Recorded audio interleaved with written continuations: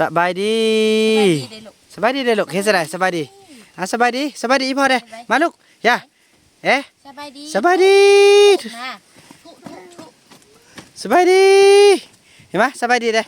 สบายดีเด้อไหมทุไว้สบายดีทุมื้อนี้คือบ่เฮ็ดโอ้โอ้ยเฮ็ดหยังโอ้พี่น้องเอ้ยเนาะถือว่าคลิปนี้ก็เป็นคลิปที่บ่าวบ่นำจะเห็นเบื้องหลังในการที่ดูแลเนาะแล้วก็บริหารเรื่องการเงินเนาะโอ้ยบุญมีหาอยากมานำเพราะว่าได้ทุกคลิปทุกมันก็ถือว่าจะได้ให้มันโปร่งใสพี่น้องเอ้ยเนาะก็ถือว่าเมื่อกี้ก็ถือว่ามีแขกมาเดินทางมาเพิ่นได้มอบเงินจำนวน800,000กีบหรือว่า900,000นี่แหละพี่น้องเดียวเบิ่งเงินตัวจริงเนาะเพราะเมื่อกี้เพิ่นได้มอบแล้วบ่าวบ่นำก็ให้ทางเซาลีแล้วก็ทางเคยไล่เนาะเป็นผู้จัดการเป็นผู้จับพี่น้องเอ้ยเนาะ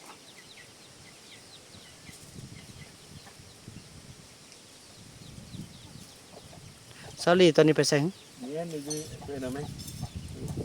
คุกว่าเรามันกันเพราะว่าเงินได้มาทุกกีบเราต้อง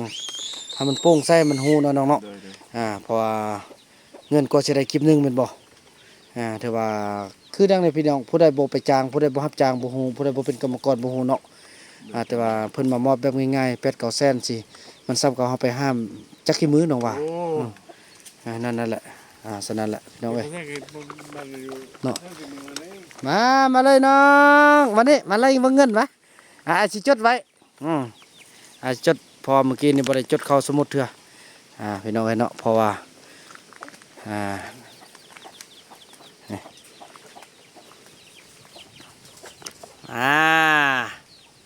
นั่งเลยเนาะมาเบิ่งนำกันนี่แหละพี่น้องเอ้ย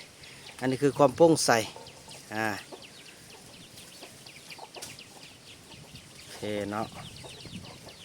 เมื่อกี้ได้เท่าไรซอรี่ชื่อได้บ่ได้500,000จะได้เท่าไหร่น้องได้500,000มันบ่กินนะน้องโทษอันเพียกยก2เส้นน้องตากไว้หั่นโคเอาพวกเอาโอ้พวกเนี่ยพวกเอานี่เนี่ยอันนี้2นี่เขามองกี่นี้แล้วนี่มีให้เป็น500,000เงินเนี่ยครับผู้น้องให้เป็นมัดไว้เด้อเชื่อไว้นำน้องก็ได้ไว้นำเคยก็ได้แล้วเวลาบ่มีของกินเราผู้น้องพากันเบิ่งเนาะโอ้ไอ้บ่มีของกินแล้วเด้อพากันกินแล้วจักเอาไปซื้อเด้อบ่มีเกลือไปนวดแล้วเนาะบอกไอ้ไปซื้อตัวใดที่น้ำหนักแล้วก็อาจจะเป็นรับผิดชอบส่งเข้าว่าน้ำสิเมื่อกี้นี่ตัวใดตัวเขามาเมื่อกี้นะมาเมื่อไหร่นี่1 2 3 4 5เราเราบอกย้อนเบิ่งวิดีโอดูบ้างไหมไอ้ไล่ส้นเมื่อกี้นี่นะนี่มันบอกเมื่อกี้พอมีวิดีโอเนาะไอ้ไล่ส้นเมื่อกี้เนาะ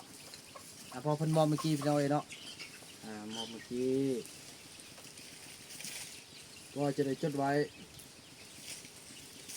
จังเบอร์นี้เอาบักคุณเดี๋ยวอาเจทำมาบอกโมเมนต์ไอ้บักคุณนั่นนี่เดี๋ยวอะไรก่อนนี่เห็นบ่สบายดีสบายดีพี่น้องสบายดีFCเข้ามาประนามกันทุกคนพี่น้องเอ้ยวันนี้ก็มีทางอีพ่อ1 2 3ผมด้วยคณะมาแต่บ้านนากลางเมืองปักหลายแคว้นสัญญาบุรีพี่น้องเอ้ย1 2 3นี่มอบแล้วเนาะพยายามทำเราตอนนี้มันมามอบเงินให้ซาวลีและกระเป๋า1 2 3 4นี่8อันนี้พอไล่เสกันเด้อโอ้เนาะในบ้านนากลางเขาเนาะพอสมดีเนาะก็จะคำดีเนาะในบ้านนากลางเพิ่นมอบ200,000กีบอันนี้ก็คือซื้อยังแม่บอกซื้อวันแดงซื้อแม่บัววันเนาะมาจับหน้ากากเอามอบ200,000กีบขอบใจเด้อเนาะอันนี้คือทางพ่อพ่อพี่ยาเนาะมาแต่ทางบ้านหน้ากากเอาพี่น้องเนาะมอบเงิน200,000กีบขอบคุณนำทางพ่อทางแม่เนาะเข้าไปเด้อลูกเด้อเนี่ยเพิ่นยินบอกเพิ่นบอกว่าบ่ต้องเข้าไปอีกเด้อพวกเขาเลยเนาะไปบ้านแล้วเนาะคนไล่เลยเนาะดีใจขอบใจน้ำพ่อน้ำแม่เด้อเนาะฮอกแล้วแม่เท่านั้น200,000เด้อมานำล่างเนาะฮอกแล้วก็ลูกสาวผู้เดียวเส้นคลิป แน่เด้อ เนาะ เลี้ยงไก่ไว้เลี้ยงไก่ อันนี้จะ6แล้วเนาะ6ละ7 8ผู้มาหันเนาะแล้วก็เก่าผู้อันเฮาบ่เดียวหันแม่นแหละนั่นแหละก็แม่นแต่ว่าเบิ่งมันชัดเจนเนาะจะเป็นอยู่เก่าแสน ของแก้มในเกี่ยมไม่ท่าแล้วเนาะท่าจะนำเด้อ บ่ทันทีเลยเนาะเบิ่งกันเนาะ เดี๋ยวไปเนาะ เลย เพราะว่าได้แต่ละครั้งเราจะได้บันทึกวิดีโอไว้เป็นหลักฐานเนาะพี่น้อง ข เนาะ อบใจเด้อทางพ่อเบียร์ โอ้แจ้งนี่เนาะ พ่อคำดีเนาะแล้วก็ทางพ่อเนี่ยก็แม่ครบแม่คมเนาะที่ว่าเพิ่นได้มอบเงิน มี6แล้ว ใจคนละ200,000กีบรวมกันเป็นอยู่600,000กีบพี่น้องเนาะขอบคุณที่ว่า นี่ลงมา เยี่ยมอ๋อโอ้อันนี้อันที่แม่เพิ่นมาแต่หาได้บ่สบายดีแม่เนาะเพิ่นมาแต่หาได้พี่น้องเนาะมื้อนี้เพิ่นก็มีน้ำจิตน้ำใจที่ประกอบส่วนให้ทาง 7 8นี่เนาะ ซาลีและเบาไรเนาะเอามอบให้เพิ่นเลยบ่หรือว่าจะได้นี่ขอบใจแม่เนาะที่เอามาทางบ้านฮัดได้มอบ2 เก่ากับอันผู้งามหัน อยู่800,000คิวได้รวมกันทั้งหมดนี่นะเนาะโอ้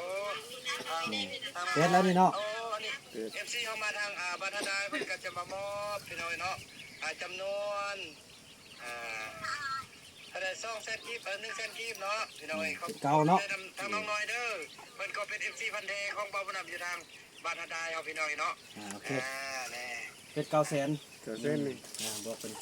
บวกตัวนั้นเนาะเป็น9แสนเนาะบวก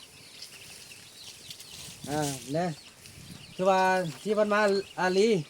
ไอ้มาไล่แล้วเนาะ เลย ถือว่าเงินที่นับแต่เฮาอัน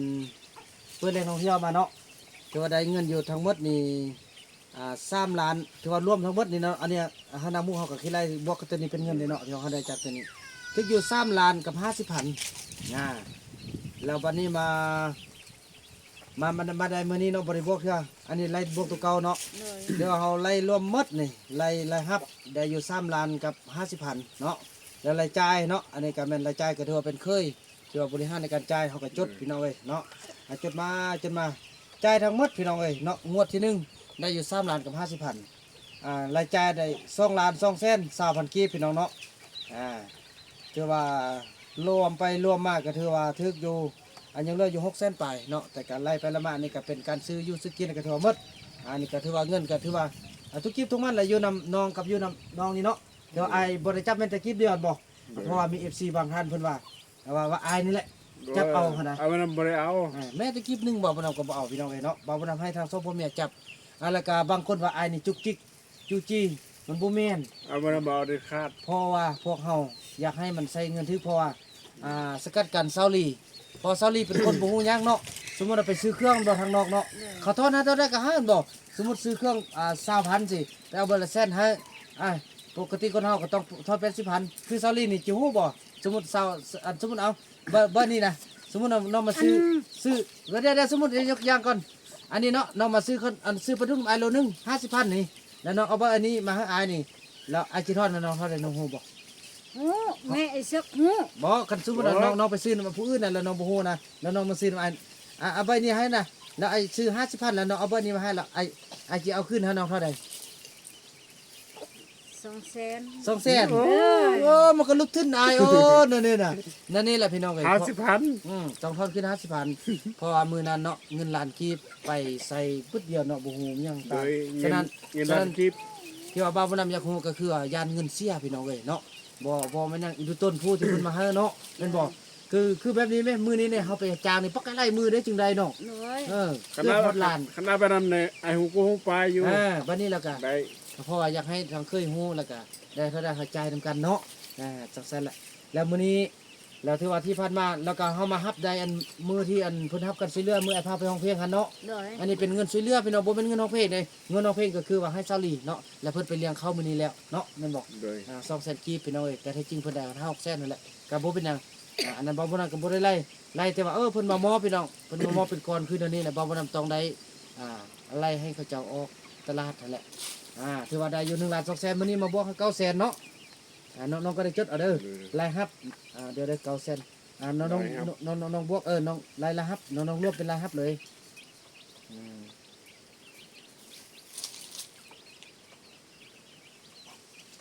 0.00000091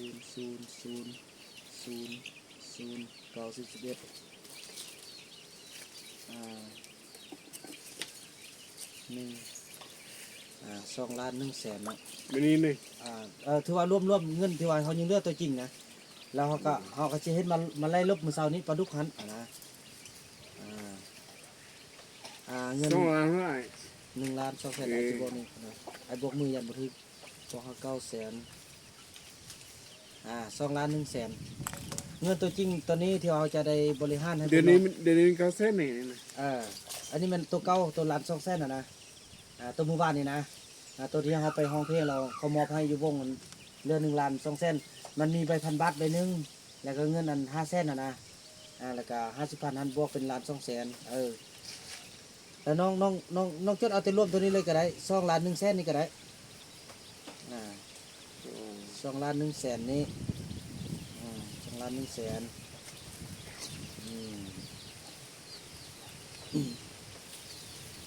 2,100,0002,100,000แล้วมาลบได้แล้วเนาะลายฮับจำนวนตัวจริงเนาะนี่เนาะ2,100,000มันนี่ลบนี่เนี่ยมื้อเช้านี่ปลาดุกเนาะ1ปลาดุกเท่าได้3กิโลเนาะ 3กิโล 3กิโลกิโลละ50เท่ากับ1,500,000 เส้นหา คูณ50เท่า150,000 1,000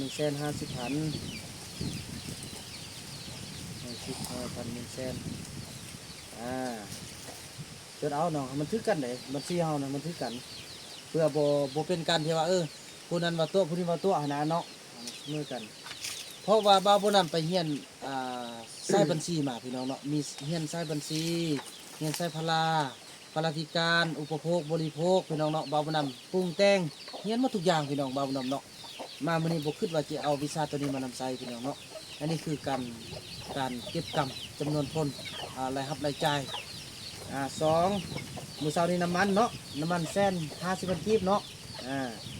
น้ำมันใส่จักรหันพี่น้องเอ้ยน้ำมันใส่จักรดูดไฟเนาะน้ำมันไร3ลิตรซะเนาะ โดย เอาแสน50กีบ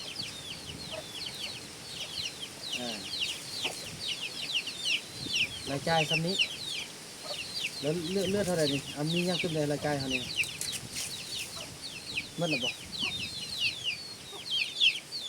คือดีๆมึงทำ ซื้อกินนี่นะ ซื้อกินอันนั้นเป็นเงินของอันซาลีเราเลี้ยงเงินของอันที่ว่าเราห้องเพลงฮันเราตั้งใจไปเลี้ยงเด็ก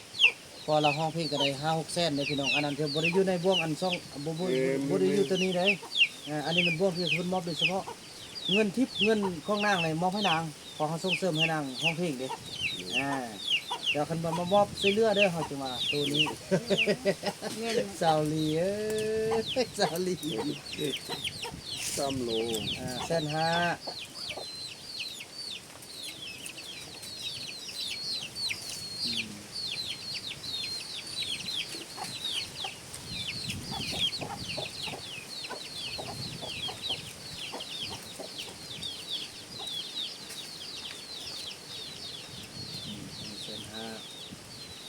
นี่บ่ ปลาดุก3โล150จุดเด็กกันจุดนี้ต้องจุดนี้เด็ก1,500,000จุดหัว10หัวหอยนะคือเส้นต้องเป็นหลัก3จุดมันนี่ตัวที่2น้ำมัน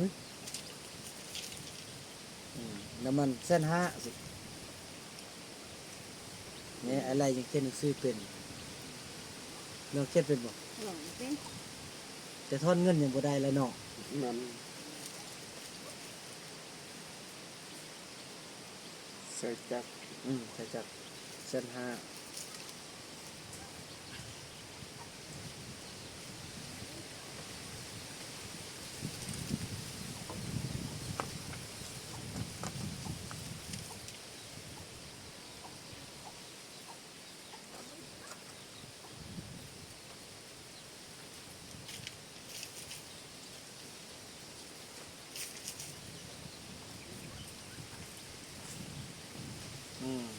จะซ้ำนี้เลยเนาะ รวมเป็นอยู่300,000นี่เนาะเงินบอก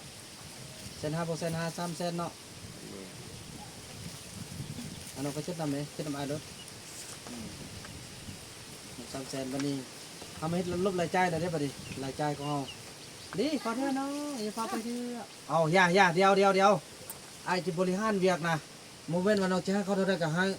บึดเดียวเฮาอันนี้ไอ้คุณเรามีอาชีพให้อยู่แล้วไอ้คุณน่ะเนาะไอ้คุณเนาะ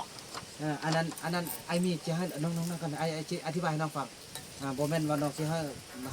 อันนี้นี่อาจจะให้พวกน้องในไว้ซื้อของกินเขาไอ้คุณไอ้มีแล้วเด้อเพราะว่ามีทางพ่อเนาะ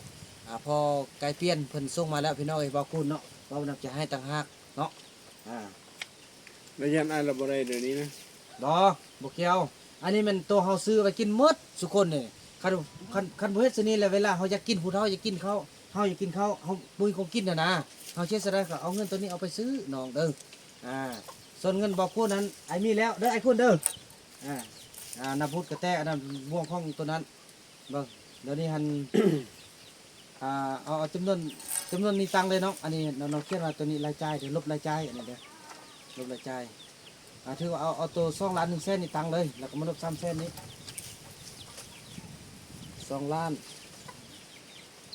1 แสนที่ลบให้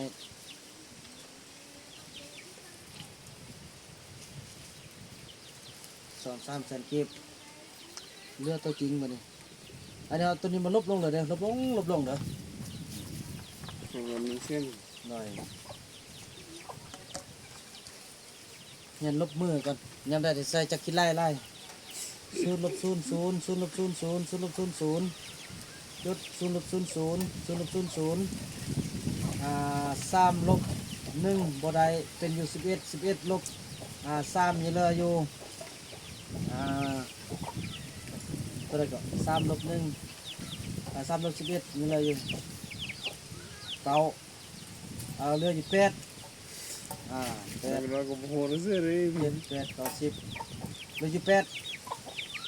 9 10 11 11 ลบ 3เหลืออยู่8 9 10 11ตัวจื้อนี่ลบมาใส่ตัวนี้เป็นอยู่1 2 ลบ 0ก็เอาตัวนี้ให้ยืมเลยจะเป็นอยู่1เหลือ1 ล้าน 8 แสนเนาะลบไหมพี่น้อยยันบุทึก2 ล้าน 1 แสนลบให้3 แสนปั๊บ1 ล้าน 8 แสนพอดีจุดเอาน้องนะเดี๋ยวนี้เงินอยู่ในพวกน้องมันอยู่1 ล้าน 8 แสนเด้อ1 ล้าน 8 แสน1 ล้าน 8 แสนเดือน1 ล้าน 8 แสนอยู่ในพวกน้องต้องเก็บกำไว้ดีๆคันเลือกกับเอาไว้เป็นข้องอันนั้นเมื่อไอคิตตี้ลองนับเบิ่งไหม1 2 3 4 5 6 7 8 9เมื่อแล้วบ่ซาลีมาเอามาเบิ่งดู หมดเลยเท่านั้น บ่ไอ้ลองเบิ่งดูนะได้ไอ้ก็จะให้พวกน้องไอ้บริจับไอ้ลองเบิ่งดูซามีแต่ตัวเลขพวกน้องบ่ร้อนใจไอ้ได้พากันเสียมลูกยุ่ยยะน่ะเนาะแม่นบ่ โดย น้องได้เมื่อแล้วบ่ เหมือนแล้ว มันแหละเบิ่งไอ้ขอเบิ่งเด้ไอ้ขอเบิ่งเด้ไอ้ขอเบิ่งเด้ไอ้บ่เอาไอ้นับซื่อๆน้อง อันนี้เป็นเงินน้อง อันนี้ตัวน้องไล่แล้วมาคันน้องเฮ็ดอันนี้นี่เขามอบเงินเท่านั้นไอ้สิบ่ให้น้องจับไอ้สิให้อันเคยจับหรือว่าไอ้สิจับเลยได้คันว่าฉะนั้นไอ้ลองเบิ่งไอ้บ่เอาเนาะเดี๋ยวนี้เงินยังเหลือ1 ล้าน 8 แสนนะพอเงินเอาไปให้พวกน้องเด้1 2 3 เงินยืมน้อง 4 เงิน 5 6 7 8 9 ถ้าหน้าเพิ่นอันว่าไปทางนั้นเนี่ยถ้าหน้าเขาบ่อยู่แล้ว บ่อยู่ก็บ่อยู่แล้วเจ้าเนาะได้แนวเงินช่วยเหลือแน่บ่อันนี้น่ะอันนี้ก็เป็นตัวมื้อนั้นแม่นบ่ เลย บ่อยู่ก็จะเป็นแล้ว นั่ เนาะ นนี่เขาไปพงเพลงหุ้น บ่แม่นน้องเพลงโตเขามอบตัวอายนี่แหละมอบตัวอายถ่ายวิดีโอนี่แหละแม่น้องเห็นแม่นบ่น้องอีสไปเว้านั้นอันนี้เป็นอยู่6 แสนเนาะ6 แสนสาวชื่อไว้เด้อ 6 แสนสาว6 แสน6 7 8 9 10 11 12 13 14 15นี่15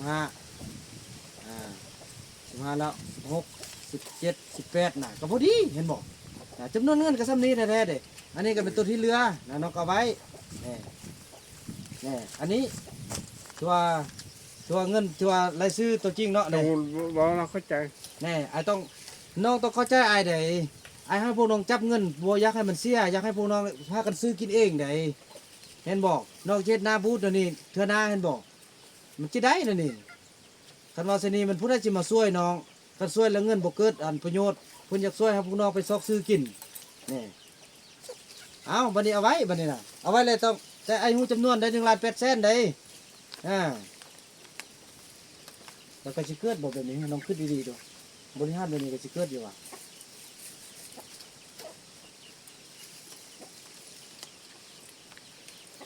เฮ้ยแล้วเอาตามความคิดน้องจะว่าสะใดนั่นหรือว่าเอานับแต่นี้ต่อไปแล้วเอาพวกน้องสิกินหยังกะแต่แล้วให้พวกน้องจัดการเองบ่ไอจะบ่ลำไรนำเงินนำคำบ่ ให้ดูให้ดูไอ้ น่ะคันเฮ็ดแต่นี้นี่เอากันสมมุติว่าพวกน้องโอ้กะว่าบ่มีคนซื้อเรื่อยแม่นบ่ไอ้ก็ทอนเงินไอ้มาช่วยแม่นบ่เอากันอยู่กันปล่อยป้านั่นนี่เอาพวกน้องบริหารกันเองได้ไอ้ก็ดีใจนำไอ้ก็สิบ่เกี่ยวหยังแม่นบ่ ไอ้เห็นดูอะไรเนาะ แต่ไอ้ ที่ เฮ็ด ไม่ได้เราจะหาพูดได้นะ แม่นนี่สมมุติเงิน1,000 บาทนี่พี่น้องมีค่าอยู่600,000ปลายเราไปซื้อคนน่ะซื้อบางคนนี่นะเขาทอนให้แต่เส้นคลิป2เส้นซื้อน่ะพี่น้องเพราะมันเคยมีอันนี้แหละกว่าที่ว่า FC เขาสิมอบให้เนี่ยบ่เป็นของง่ายๆคันว่าน้องจิเว้าสนิทสะอายเด้อเขาน้องบ่อยู่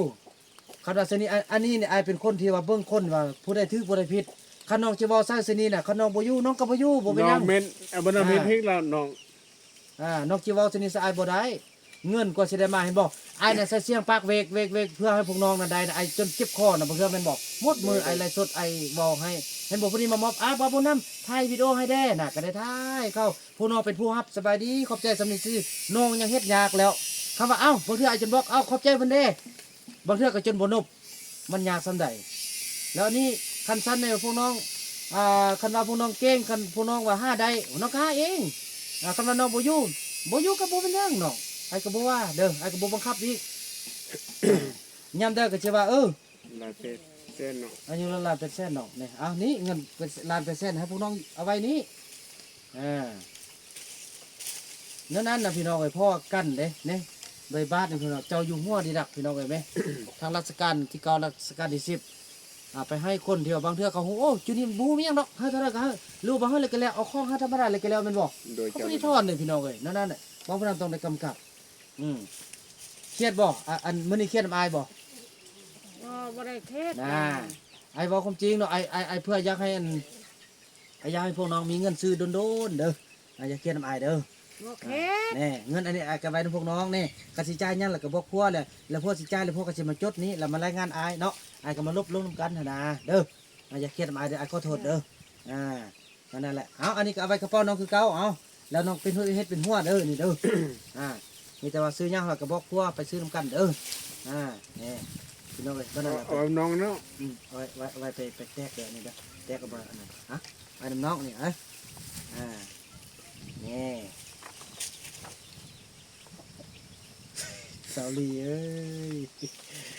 ไปแก้ได้จุดได้ไปซื้อได้จุดได้ ซื้อเนี่ยเราบอกว่าเด้อไปนี่เด้อโดยแล้วไอ้คุณก็บ่ต้องเครียดเด้อน้องเรามีอยู่น้ำอายแล้วเด้อไอ้คุณเด้อไปเพิ่นนึงเอาไปเอาเนาะเพราะว่าสิได้เอาเงินออกให้เพิ่นไอ้คุณน่ะได้ล้านนึงเพราะว่าเราไปส่งไอ้ไปป้า นี่น้องไปซื้อ น้องนี่ไปซื้อ ซื้อบัตร ซื้อบัตร บ่บัตรเงินมีอยู่โทรศัพท์แล้ว บัตรเติมเงินว่าพวกเบิ่งคันว่าโอ้คันบ่หมดแล้วก็บ่หาเติมเนาะถ้าซื้อมามันก็ยังคือเก่าหั่นนะถือว่าอัน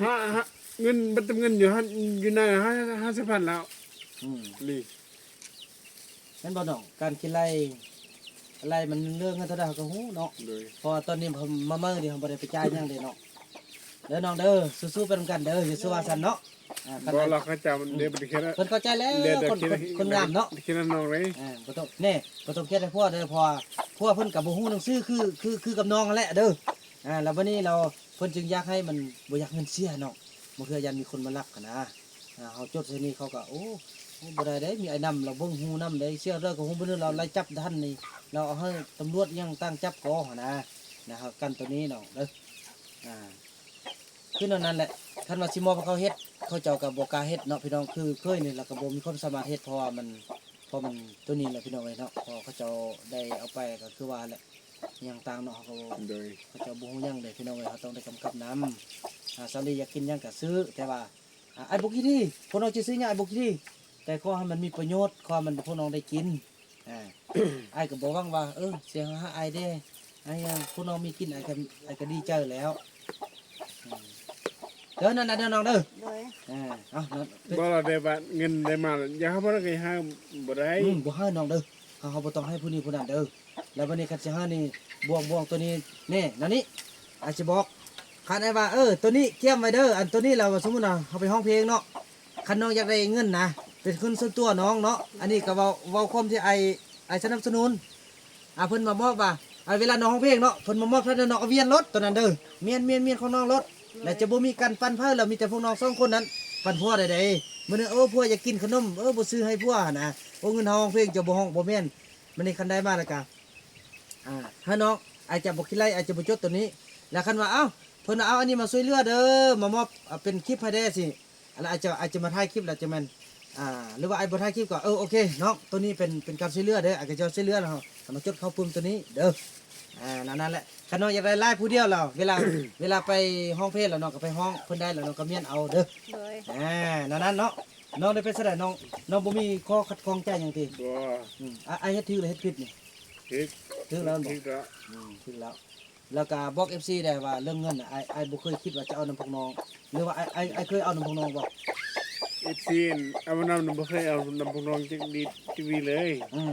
เพราะว่าเขาเจ้านี่บางคนมีแต่บุญนำแหละเว้าแล้วบ่ให้เคยมาเว้าจักเทื่อนะแท้จริงแล้วเนาะให้เคยเว้ายืนยันไอ้เคยปั้นเอาเงินพวกน้องเนาะเคยบ่เคยติเคยบ่ไอ้เคยบ่ไอ้เคย